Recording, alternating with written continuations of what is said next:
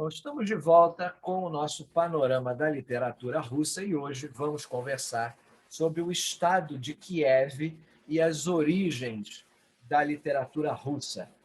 Alguns puristas dirão que é necessário falar o estado de Kiev, mas, como eu disse, coisas com um nome parecido, numa literatura bem diferenciada da língua portuguesa, como é a russa, a gente sabe que se refere ao mesmo fenômeno.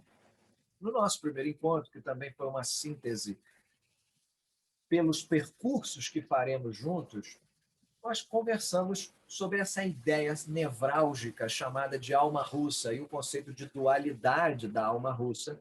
E também falávamos que um dos lugares onde vamos iniciar, antes de passar ao principal autor da chamada Era de Ouro da literatura russa, que é o Alexander Pushkin, é a ideia do estado de Kiev, ou o estado dos Rus, R-U-S, que está ali por volta do século oitavo, século nono, até o século X, que começa a se estabelecer.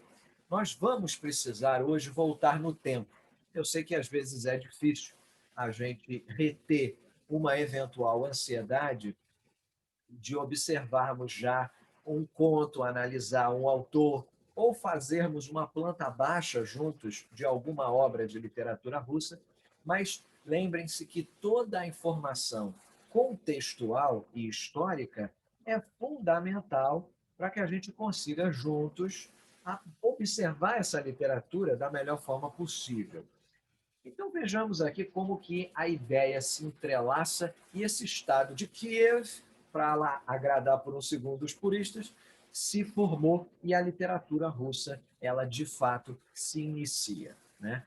Então, para a gente ver juntos onde que esse legado começa, nós temos que voltar cerca de 1000 anos para uma cidade chamada Kiev, dentro de uma coletânea de cidades-estados chamadas de Rus, ou dos períodos dos Rus.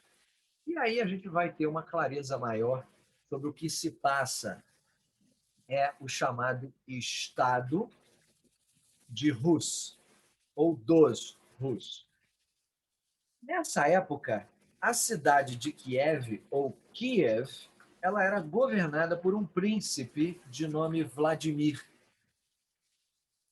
Vladimir, ou Vladimir, depende, você pode colocar com o i ou sem o i depois do d, como eu disse, as transliterações do russo elas podem variar, mas em torno de Kiev se forma um conglomerado de cidades-estados que são governadas pelo príncipe Vladimir. E ele vai pensar em muitas soluções possíveis para os vários problemas políticos que ele enfrentava. Como eu já afirmei no nosso primeiro encontro, eu analiso em profundidade vários desses problemas que Vladimir e o Estado dos Rus encaram na nossa série de encontros chamada O Mundo dos Vikings, a expansão escandinava da Islândia à Rússia.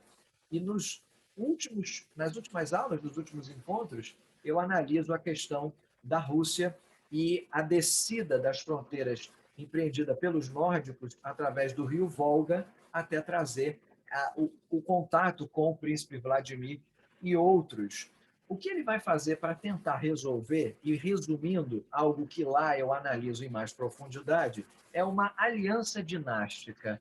O que ele vai promover é, de fato, uma aliança de dinastias. Tá? Essa é a intenção principal do nosso Vladimir. É, através dessa aliança dinástica, fortalecer as estruturas. Como ele vai fazer a tal aliança dinástica? Ele vai promover, na verdade, um casamento, ele vai propor um casamento à irmã do imperador bizantino, que morava em Constantinopla, hoje Istambul, na Turquia, e ali ele vai tentar fazer uma aliança casamenteira. Vejam, Então, o príncipe Vladimir ele vai fazer essa aliança dinástica, como eu disse, promovendo um casamento. E essa proposta de casamento à irmã do imperador bizantino, que morava em Constantinopla, o imperador não vai se opor. A irmã acaba concordando. E como é que a gente sabe disso? Há um texto chamado Crônica Primária Russa, que foi escrito nos séculos, entre os séculos VIII até o século IX, e alguns também acham que há uma complementação da Crônica Primária Russa do século XI ao século XII. Então, ele pode ter sido escrito a várias mãos ao longo de vários séculos. O fato é que ali eu tenho um registro do que aconteceu na história da Rússia. O imperador vai solicitar, diante dessa proposta de casamento, que a irmã acaba aceitando, ele vai solicitar ao príncipe Vladimir que ele, de fato, se convertesse ao cristianismo. Porque a maioria das pessoas em Bizâncio, o imperador e a sua família, inclusive, eram cristãos. E ele vai prometer dar a Vladimir uma série de documentos que vão ajudar nessa conversão. E por que ele vai dar uma série de documentos que auxiliariam nessa conversão? Porque vai haver uma política bizantina, e a isso nos interessa, vai haver uma política bizantina de traduzir, uma política bizantina, a gente pode chamar de uma política bizantina de tradução, tá? De textos. Os documentos, principalmente aqueles que são sagrados para a língua do povo nativo, eles têm de ser traduzidos. Esses bizantinos, que tinham por sua língua o grego, traduziam tudo que é sagrado para a língua deles. E assim eles exercem um poder de conquistar e de converter também, ao mesmo tempo. É aí que vem uma história que muitos de vocês conhecem.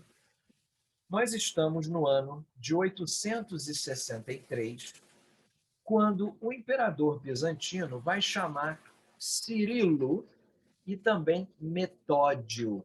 Cirilo e Metódio são convocados. Quem são, o que fazem, onde moram, o que comem, como vivem. Cirilo e Metódio são dois grandes e talentosos estudiosos da Universidade de Constantinopla. E eles são conclamados para traduzirem os documentos religiosos para a língua eslava e assim facilitar a entrada daquelas informações bizantinas na alma dos recém-convertidos. O Cirilo e o Metódio tiveram, inclusive, que inventar um alfabeto para essa língua eslava, que é chamado de cirílico, justamente pelas razões que nós já conhecemos, né? O alfabeto cirílico é formado aqui nesse momento como uma homenagem, chamado assim, em homenagem ao Cirilo. Eles tinham essa natureza, digamos, malbaratando para a realidade contemporânea de linguistas, escritores que eram, por serem muito estudiosos e hábeis, eram também talentosos escritores, e esses documentos resultantes desse esforço promovido às custas do imperador bizantino vai trazer uma série de textos que têm um nível altíssimo literário e de um bom gosto muito intenso. Estão percebendo? Isso leva ao momento seguinte da história que nos interessa, que é o binômio 1888, perdão, 988 e 989. Esses 2 anos, entre 988 e 989, vai ser o momento em que o príncipe Vladimir vai aceitar, de fato, a conversão. Vladimir vai se converter exatamente aqui entre 988 e 989, e ele volta para casa com uma nova noiva e debaixo do braço com uma série de documentos da igreja que foram dados a ele pelo imperador bizantino. Então, por séculos e mais séculos e mais séculos depois de Vladimir, vai existir um estado que em russo é chamado de Dvorery, ou de Dvorery, que se escreve D de dado, V de vaca, O, E, V de vaca novamente, E, R e E. Dvorery. O que quer dizer Dvorery? Dvorery são duas religiões que estão em disputa na imaginação. Isso é interessantíssimo. Duas religiões que estão disputando o domínio da imaginação do povo. Essa palavra russa, Dvorery, resume esse estado que vai perdurar muitos séculos após Vladimir, que é o estado onde duas religiões lutam pelo domínio na imaginação do povo. Então percebam vocês aí que a igreja cristã tem em suas mãos uma ferramenta muito poderosa nesses documentos que tão habilmente foram traduzidos por Cirilo e por Metódio. Portanto, todo o antigo poder literário da tradição bíblica vai ser traduzido num nível altíssimo de influência e de gosto, e logo vai ser absorvido pelas gerações literárias russas subsequentes. Então, se eu sou um russo, a minha mentalidade, aos poucos, absorve essa cultura que Vladimir, o príncipe, trouxe debaixo do braço quando voltou com sua noiva desde Constantinopla. Percebem essa dicotomia que já está instalada desde esse momento? Não só isso, não vamos nos iludir, nem muito menos sermos ingênuos. Existem tradições que são tradições pré-cristãs e estão presentes aqui. Então eu tenho, novamente, binômios, pares binômios de oposição trabalhando aqui. Eu tenho as tradições pré-cristãs, que vêm do Estado, pré-cristãs, que vêm do Estado de Kiev, são herdeiras e tributárias de Kiev, tá? Vamos colocar dessa razão assim, origem e proveniência de Kiev. E eu tenho também, somado a isso, a tradição cristã, que vem de onde? De Constantinopla, que vem de Bizâncio. Tá? E quando eu junto essas duas tradições, eu tenho a formação do que vai ser a literatura russa.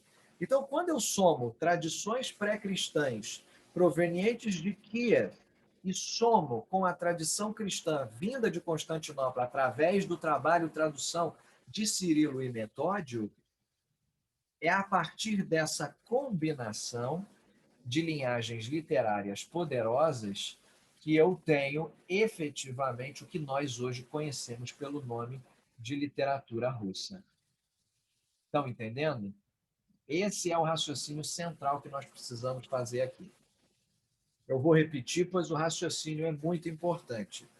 Foi a combinação final dessas duas linhagens literárias, a linhagem literária pré-cristã de Kiev e a linhagem cristã de base de Constantinopla, que vai formar o que hoje nós chamamos de literatura russa. Então tenha muito cuidado e muita sensibilidade para lidar com isso. Por quê? Porque ao mesmo tempo que eu tenho aspectos pré-cristãos, eu tenho aspectos cristãos. E você, já só por esse raciocínio que a gente fez aqui, você já entendeu duas coisas. Primeiro, a importância de se estudar a história da literatura, porque você sabe de onde nasce a dualidade dentro da literatura russa. E, ao mesmo tempo, um outro detalhe. Você entende questões dúbias da literatura russa. Por que, que o nosso Dostoiévski vai fazer aqueles mergulhos na alma humana e, ao mesmo tempo, trata de questões de uma ascese espiritual? Exatamente isso. É a oposição entre as tradições pré-cristãs e a tradição cristã, que, de forma lenta, progressiva e gradual, foram fazendo parte da alma da Rússia e automaticamente se reflete na literatura. Não é à toa que Dostoiévski expressa isso. Por quê? Porque isso vem do século X, XI, XII, XIII, XIV, XV, XVI, XVII, tá entendendo? Até bater no Dostoiévski. Então são muitos séculos que essa dicotomia se estabeleceu. O que mais que você pode falar para eu entender a importância desse raciocínio que você fez, onde as tradições pré-cristãs de Kiev, somada à tradição cristã vinda de Constantinopla com Vladimir e sua noiva, quer dizer igual à literatura russa? Que não é por acaso que os tempos de Kiev vão dar origem a vários temas que estão passé partout na literatura russa. Tudo que é lugar que eu vou estudar, eu vejo literatura russa conectada com política. Muito antes de, por exemplo, os estudos marxistas investigarem a conexão da Rússia com a política, o Vladimir já tentava defender Kiev por meio de uma aliança com Bizâncio e com o cristianismo, que cativa a imaginação desses escritores. Então, isso está ali na alma da Rússia, isso está no seio e no coração dos russos e automaticamente vai se refletir em todos os aspectos dessa literatura. O outro leitmotiv da literatura russa que vai ser visto nos documentos religiosos desse período da época de Kiev é a luta pela fé diante do mal. Um certo maniqueísmo que, sabe, é salpicado no Estado russo e vai fazer parte também da literatura russa. A pessoa poderia perguntar de onde vem na literatura russa essa eterna luta da fé diante do mal. Ora, vem da literatura pré-cristã em Kiev. É daí, é dessa época.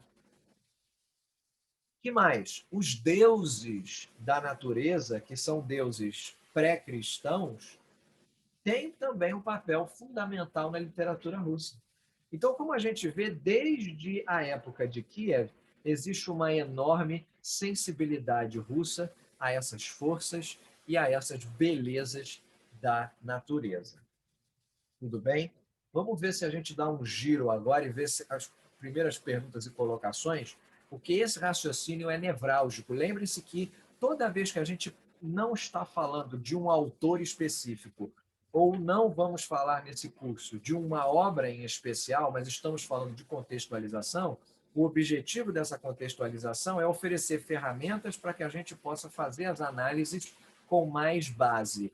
Porque se você faz análise sem a ferramenta, é a mesma coisa que você tentar tirar um parafuso, em vez de usar a chave Phillips, você usar a ponta do seu dedo. Você pode até conseguir, mas vai demorar e vai acabar se machucando, não vai ser o melhor dos mundos. Então, nós estamos instrumentalizando. Vamos dar o nosso primeiro giro e ver as contribuições.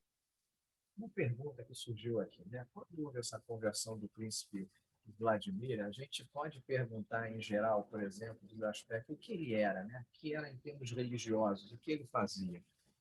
Então vamos lá, vamos conversar um pouco, aproveitando e fazendo, então, um parênteses nessa questão do nosso Vladimir e o que ele representou, né, de forma ampla na questão russa. Porque o Vladimir, ele é um desses que lá, em termos da unificação, né, alguns vão chamar ele de Valdemar, cuidado, alguns livros de Portugal podem inclusive chamar ele de Valdemar, né, porque essa nomenclatura ela vem também escandinava. Não se esqueçam que os Rus, em origem, eles são escandinavos. Por isso é que eu quis redirecionar, para qualquer dúvida mais aprofundada, àquela minha série do mundo dos vikings, a Escandinávia, da Islândia à Rússia, que está à disposição sempre na plataforma de cursos, né? porque ali a gente conversa sobre isso. Mas, claro que nós não podemos dar um passo adiante sem deixar a pergunta a ser respondida. O raciocínio é o seguinte: nós estamos numa região que é inicialmente chamada de Novogárdia. Novogárdia, tá? Essa é a região de Novogárdia. E ele é príncipe também dessa região. Ele é príncipe de Kiev. Depois ele até adota um título maior, porque Kiev, como eu disse, ou Kiev em português, ela é a cidade mais importante de um conglomerado de cidades-estado, né? E ele ali, no finalzinho do século X, início do século XI, ele se intitula Grão-Príncipe, ele manda naquilo tudo. Tanto é que, para vocês terem uma ideia da importância do Vladimir, já aproveitando essa pergunta, ele é considerado santo pelas duas igrejas, pela ortodoxa e pela católica, né? E quando ele assume, o momento é muito complicado, porque há uma guerra civil entre dois irmãos, e naquela ideia da guerra civil, um acaba sendo morto pelo outro, o sobrinho mata, e tem uma confusão, um banho de sangue. E o nosso Vladimir vai diante da notícia da morte do príncipe dinástico da região, ele vai até a direção dessas terras, que são chamadas de terras varangianas. E aí ele vai até Novgorod e de lá ele expulsa quem efetivamente ocupou as terras e acaba garantindo, vamos dizer, um suporte para todo aquele território. É uma situação que a gente pode, eu vou dizer, pode entender como uma tomada de assalto. Olha, eu não diria que é uma tomada de assalto. Seria, na mentalidade até mais atual, para a gente usar um pouco da terminologia contemporânea, seria uma liberação. É como se o Vladimir ele fosse em busca de uma liberação. Estão percebendo? Ele foi atrás de libertar porque pediram a ajuda dele, pediram o auxílio dele. Entende? De uma liberação. Ele vai em busca de uma liberação. Ele está tentando, em última instância, numa nomenclatura atual, libertar esses povos que estavam presos sob um jugo. Percebe? Mas é claro que a gente sabe o que está por trás disso. É um ansejo político de dominação. Mas ele hoje é o quê? São Vladimir. São Vladimir. Isso está lá registrado. Fundamental. Né? Então, alguns vão falar, existem outros textos, como eu falei, da crônica russa, um deles é a crônica de Nestor. A crônica de Nestor fala que ele se chamava Volodímer, do antigo eslavo, né, da língua eslava, e ele dependia do idioma que você vai traduzir. Você, por exemplo, na língua ucraniana, é Volodymyr, Volodymyr. No russo moderno, Vladimir. Por isso que a gente chama de Vladimir. Mas a origem dos Rus e, consequentemente, dele, é nórdica. E os nórdicos chamam de Valdemar. Valdemar. Então, alongam. E ali, em Madureira, é chamado de Valdemar. Entendeu? Então, a gente tem essa peculiaridade. Né? Eu vou fazer o raciocínio, eu posso até cometer o pecado de alguns colegas desistirem desse encontro de hoje, mas talvez seja importante para compreender.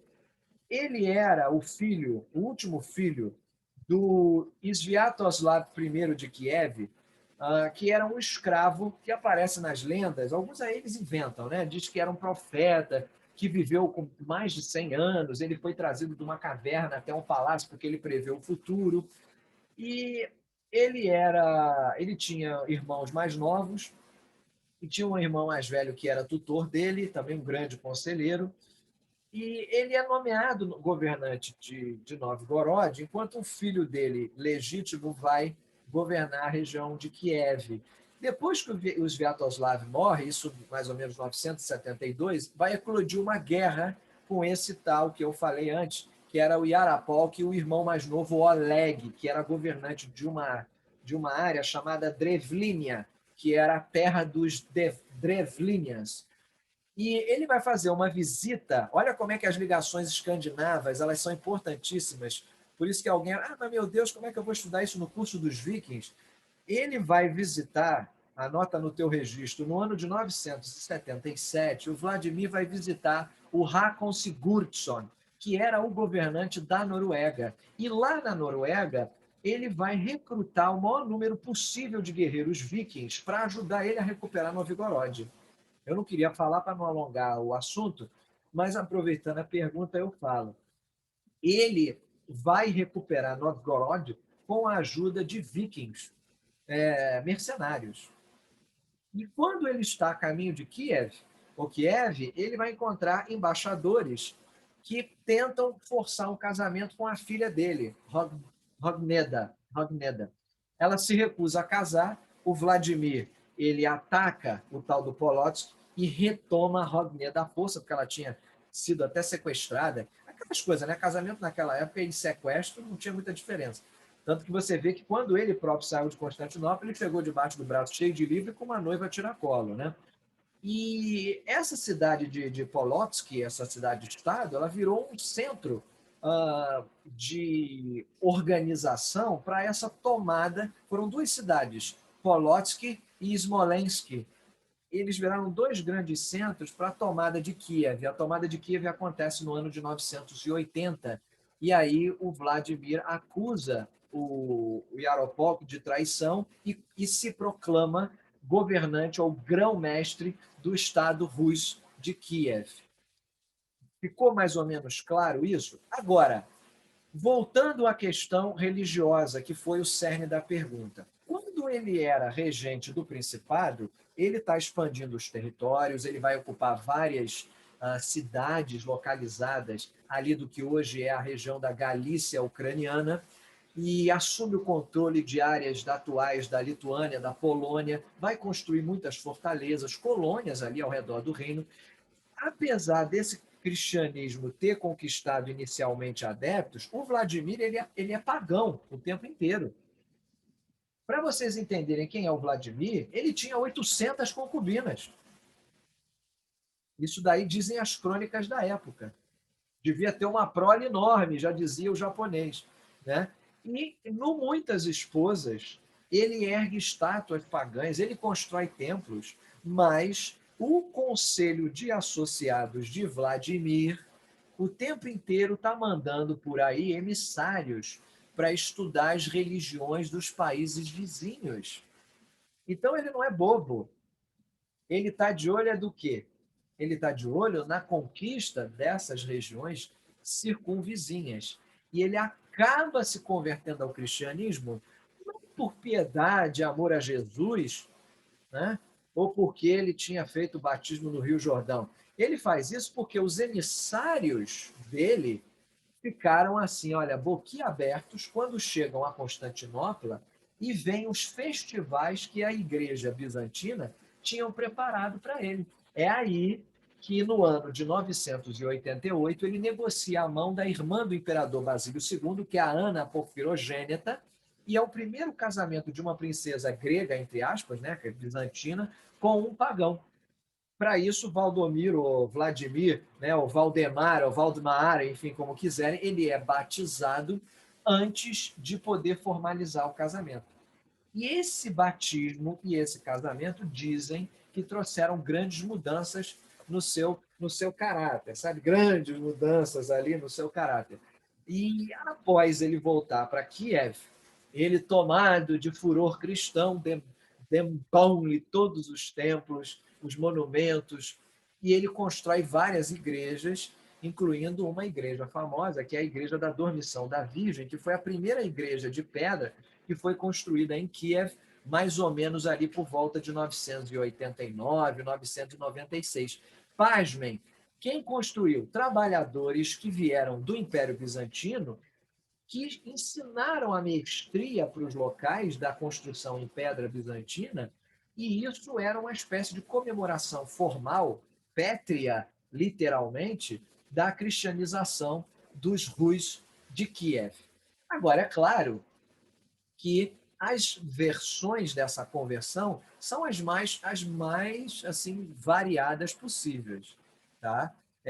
Só para vocês ficarem a par da fofoca, existe uma versão que diz que dois Bardas, um tal Bardas Esclero e outro Bardas Foca, eles se rebelaram contra o imperador Basílio II, uniram forças por um tempo, mas logo depois um deles se proclama imperador, o Bardas Focas, e o Basílio pede ajuda aos russos de Kiev, que naquela época se consideravam inimigos, mas o Vladimir ajuda desde que ele concordasse em dar a mão da irmã e converter ao cristianismo, e ele é batizado em 988, abrindo aí caminho para a cristianização dos Rus de Kiev, né? E, e aí, nesse contexto, quando os preparativos do casamento tinham sido finalizados, o Vladimir manda 6.000 de seus soldados ao Império Bizantino e acaba a revolta. E aí, depois daquele casamento, ele formou um grande conselho e os seus conselheiros mais próximos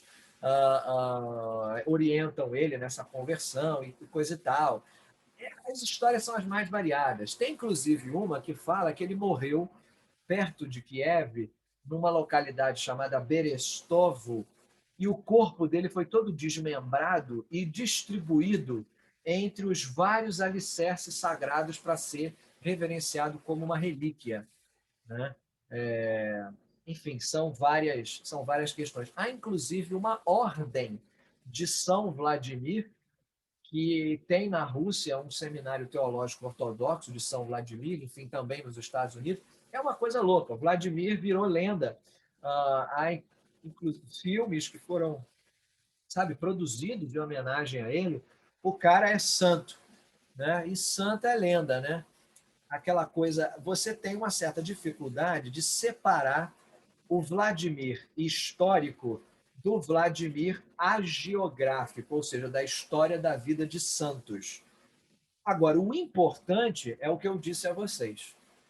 Seja como for, ele é o primeiro que dá o passo no sentido da conversão. E, ao fazê-lo, infunde tradição cristã, vinda de Constantinopla, no seio dos estados pagãos russos.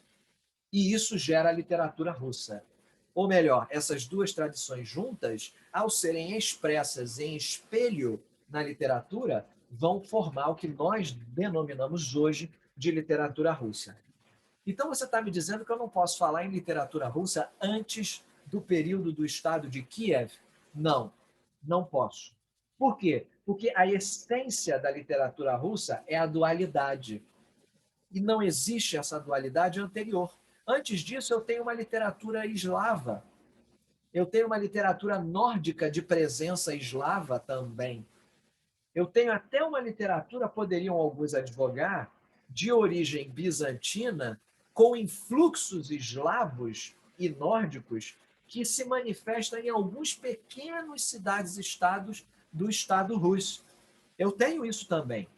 Mas eu ter meia dúzia de turistas numa cidade não quer dizer que aquela cidade está completamente dominada por uma nova tradição cultural.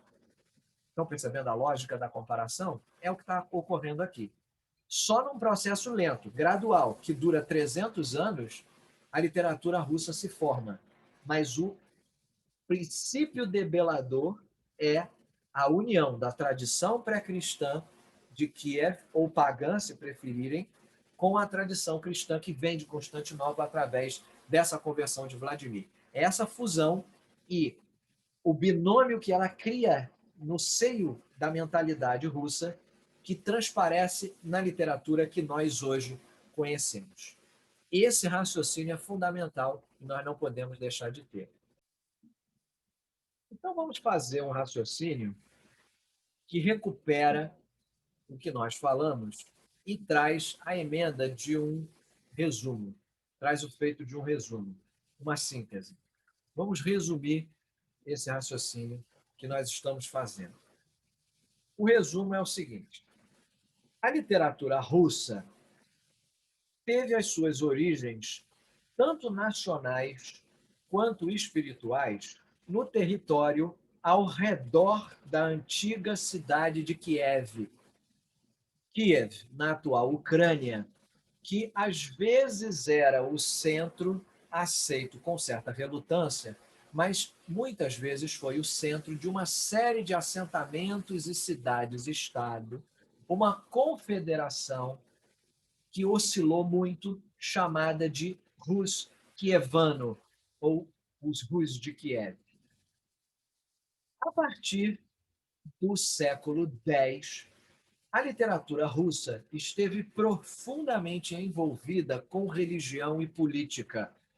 Quando Vladimir, príncipe de Kiev, em 988, 989, óbvio, depois de Cristo, busca uma aliança dinástica, se casando com a irmã do imperador bizantino, ele volta não apenas com uma esposa alfabetizada e provavelmente bonita, segundo as crônicas, mas também com muitos documentos da Igreja Ortodoxa Oriental. Esses documentos foram traduzidos por um gênio de nome Cirilo, junto com Metódio, para a língua do século IX, falada por todos os povos eslavos. Essa literatura da igreja carregava consigo um sentimento profundamente religioso, que é proveniente do Novo Testamento e vai ser reproduzido com primor nessas traduções do Cirilo, que logo também vai virar santo. Não é só Vladimir que vira santo, Cirilo também. São Cirilo e São Vladimir. As conexões entre literatura russa, política e a ideologia vão começar quase que 1000 anos antes do advento da própria União Soviética e da tentativa de uma ideologia marxista tentar fazer essa conexão. O fato é que o vínculo já estava estabelecido desde muito. Né? Então, esse é o resumo de tudo que nós falamos até aqui e do nosso raciocínio central. Então, não se esqueçam dessa ideia.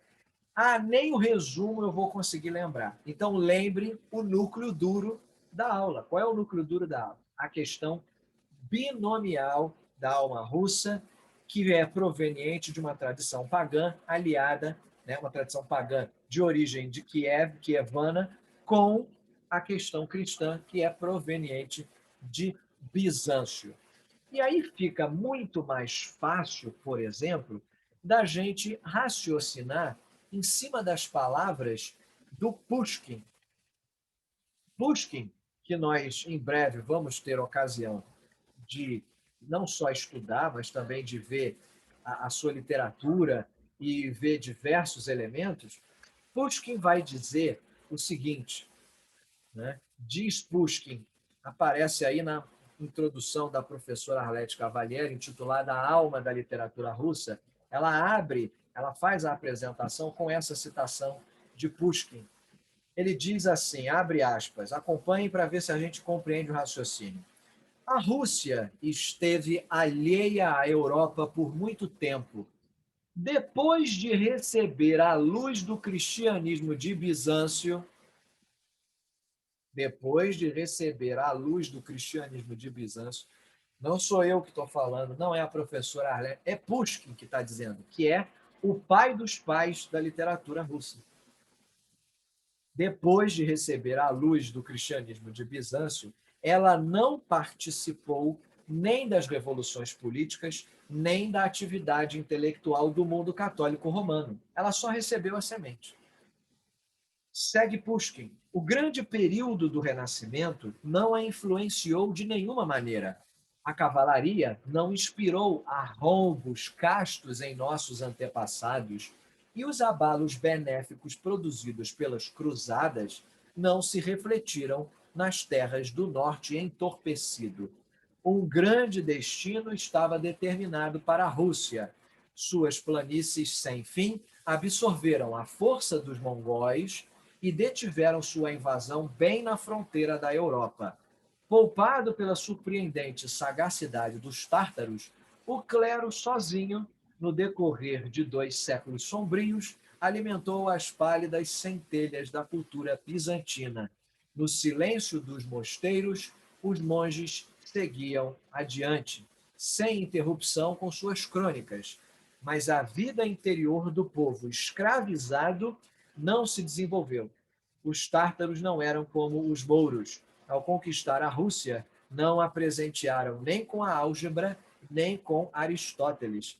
Fecha aspas. É uma citação de um texto onde Pushkin analisa a literatura russa, e o texto, muito a propor, se chama Da Insignificância da Literatura Russa.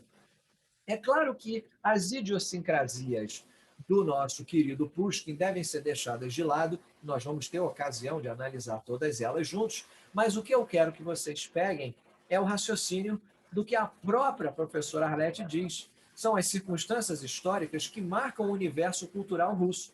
Ao mesmo tempo que ele recebe influxos que vêm de um lado, ele fica isolado, e isolado se mantém durante muito tempo. E é esse isolamento que modifica boa parte das ideias que a Rússia recebeu. Percebem?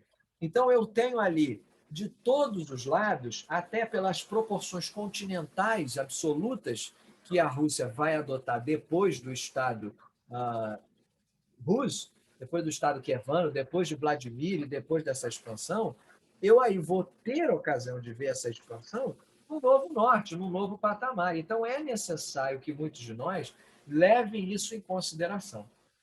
Tá?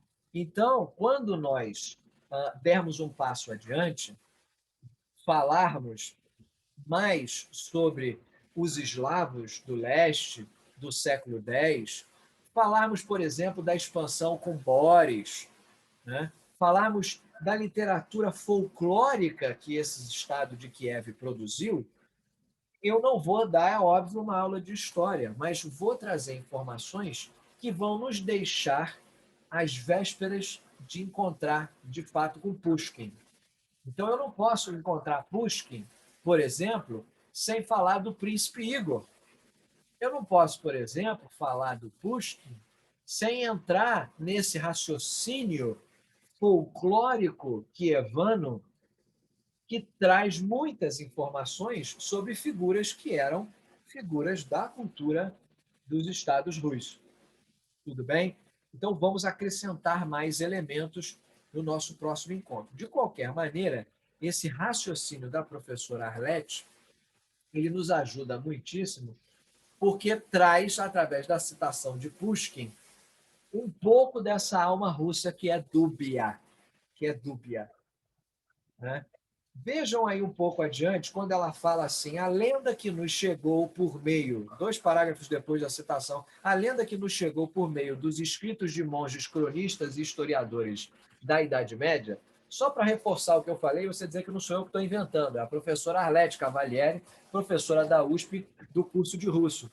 Ela diz que essa lenda que nos chegou conta que uma comunidade eslava da região correspondente à atual cidade de Novgorod teria convidado um chefe guerreiro da Escandinávia, né, um varengue, né, e ela esclarece que são varanjos ou varenges ou varangianos, que são esses gregos, né, uma atribuição que os gregos dão aos vikings, tanto os gregos quanto os eslavos dão aos vikings nessas expedições quando eles descem via Constantinopla, né, que são considerados os fundadores dos Rus. Esse cara tem o nome de Rurik, né? E ele vai organizar a defesa desses domínios e vai descer acesso até a região de Bizâncio, e ela explica ali que venham e nos governem, e nossa terra é vasta e fértil, mas nos falta organização. Você acha que alguém sem consciência vai dizer isso? Não vai. É claro que está por volta da lenda, da ideia. É uma frase lendária, ela mesma diz, é uma frase emblemática, né, que mostra a fundação aí do Estado russo, né, essa constituição, essa fundação final dos Rus, né, que de fato vai ser a origem do que é o Estado russo como nós conhecemos. E ela fala, o ano 862, que era aquilo que nós conversávamos no início, corresponde, segundo as crônicas antigas, à data do surgimento, que é a primeira denominação do grande reino da capital Kiev, próximo ao rio de Dnieper, sugerindo aí a confluência da estratégia via varengues e gregos, ou seja, entre Escandinávia e Bizâncio. Então, eu raciocínio dessa maneira. Então, eu tenho locais aliados, né? Vou botar aqui um símbolo de mais, aliados com os escandinavos e aliados com os bizantinos, os gregos. E é essa fusão que é o Estado Luz. E é isso que vem a formação dessa essência. Por que isso, aspas, prospera? Por que isso se expande? Por que isso vai tão à frente? Isso se expande, cresce e prospera graças, é claro, a um processo de cristianização. Esse processo de cristianização que garante a expansão. Do contrário, não haveria essa expansão. Percebem o raciocínio? O professor aqui muito claramente diz: o principal fator que impulsionou o reino de Kiev a tornar-se uma potência europeia foi a cristianização da Rússia, na sua forma bizantina. E aí ela fala das lendas do príncipe Vladimir, né? Página 10, que convocou as religiões, para explicar as diferenças do culto. E aí ele vai até o patriarca de Constantinopla, aquela historinha que eu contei. Olha a citação que ela deu, que eu achei curiosa. O patriarca de Constantinopla apresentou a beleza da sua liturgia a um emissário russo, que teria relatado ao príncipe Vladimir, abre aspas, não sabia se estava no céu ou na terra, pois não há nada com tal magnificência e beleza, era o paraíso. Ali Deus está presente entre os homens. Você acha que o emissário pagão vai voltar de Constantinopla e vai falar algo como ele? Então já é uma postura feita para que aqueles locais aceitassem o influxo bizantino que chegava para eles. Mas não se esqueçam do alerta de Pushkin. Havia um isolamento. Ele brinca dizendo que mesmo que os árabes tenham batido lá, não levaram nem álgebra nem Aristóteles. O que ele está brincando aí? Ele está brincando com o que ela diz aí no parágrafo seguinte. É bem verdade, como lembra Pushkin, que as extensas dimensões continentais do território russo entre a Europa e a Ásia, o isolamento geográfico em relação ao Ocidente, as adversidades extremas do clima nórdico, além de fatores históricos determinantes e, no mínimo, paradoxais, como a cristianização ortodoxa oriental, seguida de uma persistente invasão mongólica de quase 300 anos, tirando aí, né, sem colocar na conta a revolução do proletariado no início do século XX, vai gerar essa sociedade, ao mesmo tempo quase feudal, quase incipiente, diz ela no início da página 11 do livro Clássicos do Conto Russo. Percebe? E isso gera o quê? Isso gera, ela diz, um abalo. Isso gera uma alma. E que alma é essa? É uma alma dupla. É uma alma em paradoxo, uma alma em constante contradição. Isso é fundamental, ok? Então, eu recomendo àqueles amigos que gostariam de complementar o que nós falamos no encontro de hoje, que, por gentileza, lessem o texto de apresentação da professora Arlete Cavalieri de seu opúsculo Contos da Literatura, Clássicos da Literatura Russa, que eu mencionei na bibliografia no encontro passado, e a apresentação se chama A Alma da Literatura Russa. Leiam pelo menos as 10 primeiras páginas. As outras páginas a gente deixa como bibliografia complementar para o nosso próximo encontro, onde nós vamos entrar na ponte entre o Estado, porque eu não posso fazer um curso de formação da Rússia, percebem? Eu preciso mostrar as origens e tenho que ir para Pushkin. Então, no nosso próximo encontro, o que eu vou fazer? Vou falar um pouco da igreja no século X, desse influxo judaico, desse influxo islâmico, da questão grega, e vou falar um pouco do que eu não tive tempo de falar, que é a literatura folclórica dos Rus, do período de Kiev, que dá origem a sentimentos muito importantes na Rússia, como, por exemplo, o príncipe Igor, né? Como, por exemplo, sabe, Ivan Terrível, sabe aquela rapaziada dali do início da Idade Moderna, o Reino de Moscou, enfim. Então, eu quero fazer a ponte entre o século X e XI e o século XVIII. Eu preciso ir para Pushkin. Tá? Então, ali eu vou fazer esse raciocínio junto com vocês, mas vou precisar de mais um encontro para fazermos, e aí, daqui, no segundo encontro depois desse, sem ser o próximo, o outro, a gente deve entrar ipso facto no nosso Pushkin.